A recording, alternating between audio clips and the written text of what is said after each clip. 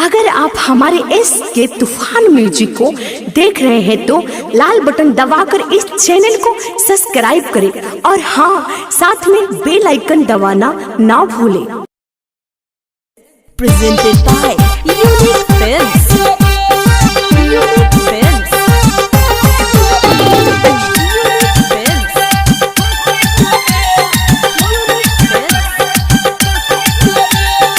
Mixed by Happy Digital Recording Studio Chanpatia. जहिया माल ताकि हो हंसी के रे पाची दे हवे यार हम खसी के रे। जहिया माल ताकि हो हंसी के रे पाची दे हवे यार हम खसी के रे। खूब खाई पियल जाई मस्ती में जियल जाई ते पटाली है वो बड़ा सखी के रे। जहिया माल ताकि हो हंसी के रे पाची दे हवे यार हम खसी के रे। जहिया माल ताकि हो हंसी के रे पाची दे हवे यार हम खसी के रे। Music by Vaibhav Nissan.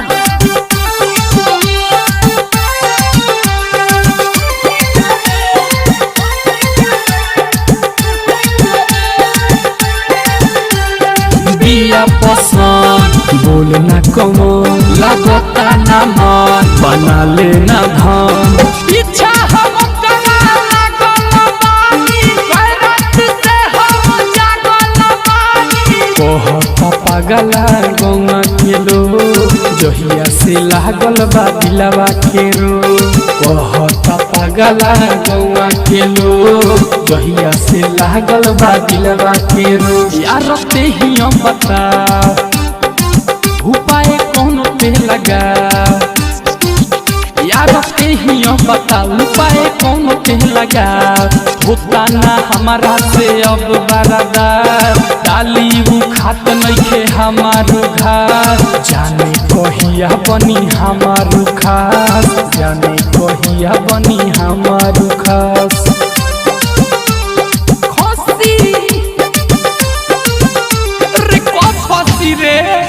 ना मिली तो कसले हम नटी के रे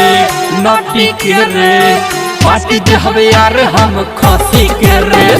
जहिया माल ताकि हो हंसी के रे पार्टी दे हवे यार हम खसी के रे।